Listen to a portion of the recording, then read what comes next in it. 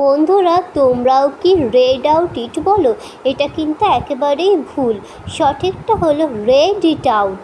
চলো আজকে এরকমই ইংরেজি গ্রামারের 20খানা ভুল আমরা ঠিক করে শিখে নেব। চলো শুরু করি। বলো তো বন্ধুরা, স্ক্রিনে দেওয়া এই দুটো অপশানের মধ্যে কোনটা সঠিক সেন্টেন্স তৈরি হবে?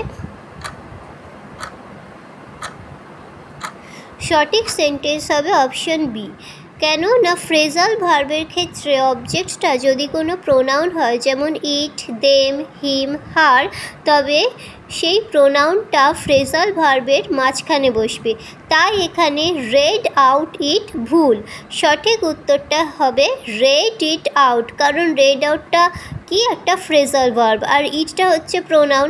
তাহলে দেখো প্রোনাউনটা কোথায় বসছে? রেড আর আউটের ঠিক মাঝখানে বসলো। তাহলে কি হলো? Red it out. চলো এবার নেক্সট। আচ্ছা বন্ধুরা, বলো তো স্ক্রিনে থাকা এই দুটো সেন্টেন্সের মধ্যে কোনটা সঠিক?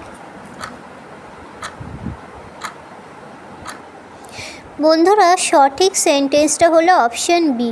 কেন না, খেয়াল করো অপশান এটা কিন্তু সম্পূর্ণরূপে অর্থহীন, মিনিংলেস, কিন্তু অপশান বিটা গ্রামারের নিয়ম অনুযায়ী subject plus verb plus object এই অর্ডারেই বসছে আর এর একটা মানে রয়েছে। এখানে সাবজেক্ট দেখো মাই সিস্টার, ভার্ব হচ্ছে বেকড আর অবজেক্টটা হলো টেস্টি চকলেট কুকিজ। তাহলে এর মানেটা কি দাঁড়ালো? আমার বোন সুস্বাদু চকলেট কুকিজ বেক করেছিল, যার একটা সঠিক মিনিং রয়েছে। ঠিক আছে, বোঝা গেল? এবার নেক্সট।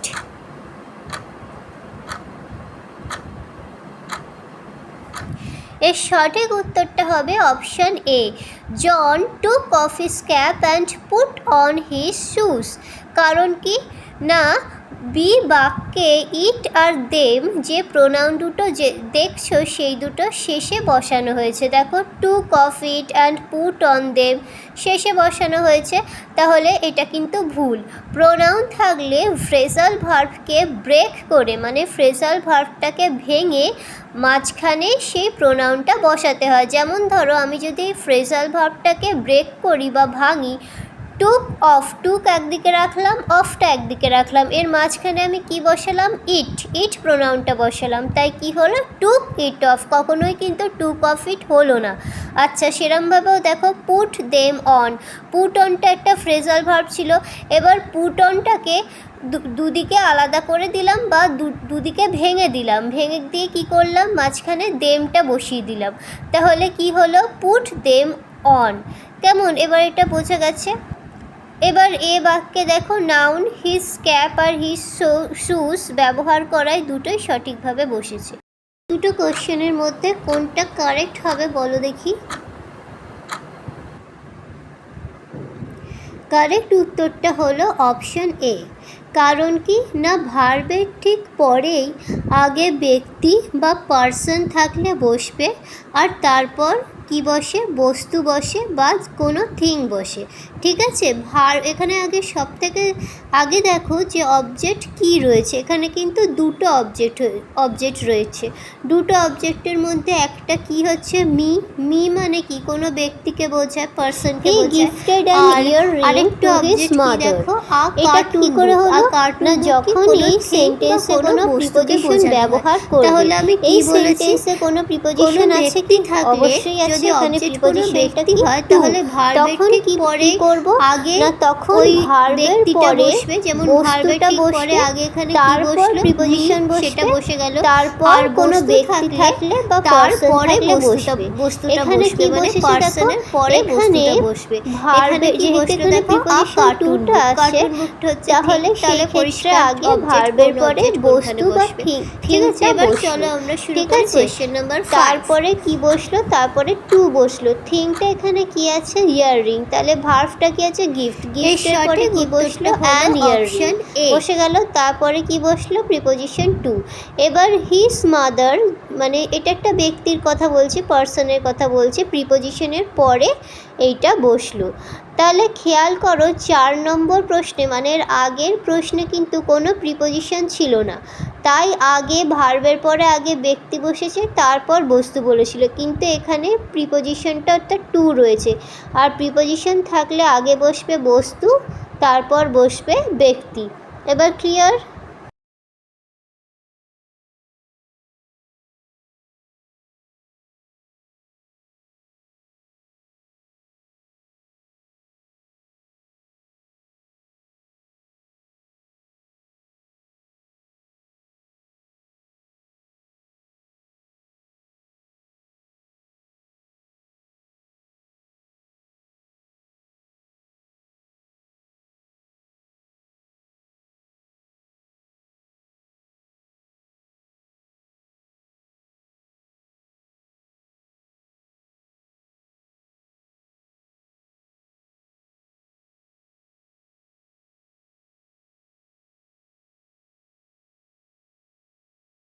পরে কোয়েশ্চেনটা সলভ করো।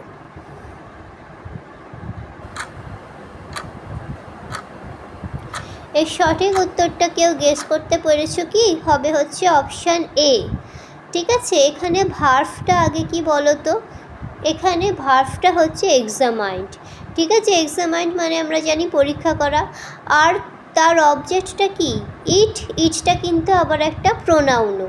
ঠিক আছে, এবার এই অবজেক্টটা যখন একটা প্রোনাউন হবে, ভার্ব আর প্রোনাউনের মাঝখানে কিন্তু কখনো অ্যাডভার্ব বসবে না।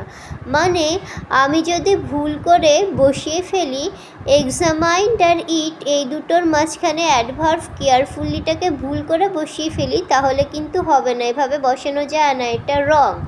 তাহলে ঠিকটা কী হবে? অ্যাডভার্বকে ভার্বের আগে বসিয়ে দিতে হবে। এখানে অ্যাডভার্বটা কোনটা? অ্যাডভার্ব হচ্ছে কেয়ারফুলি।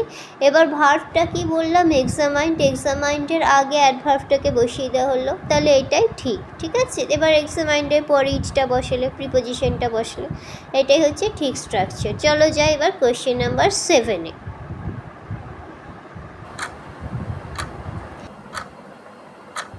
এখানে দেখো ভার্বের কাজটা সরাসরি কার ওপর হচ্ছে? সরাসরি এটা হচ্ছে দ্য ডাউটসের ওপর পড়ছে। এখানে ভার্ব কী আছে বুঝতেই পারছো, ক্লিয়ার? তাহলে দ্য ডাউটসটা কি হচ্ছে? আবার অবজেক্টও, তাই না? তাহলে ভার্বের কাজটা যার ওপর সরাসরি পড়ছে সেটা ভার্বের ঠিক পরেই বসবে। দেখো ভার্বের ঠিক পরেই কি বসেছে? Clear the doubts for the students, ভার্বের ঠিক পরে কি বসলো? The doubts. ঠিক আছে, তারপর যে প্রিপোজিশনের অংশটা দেখছো ফর থেকে, ফর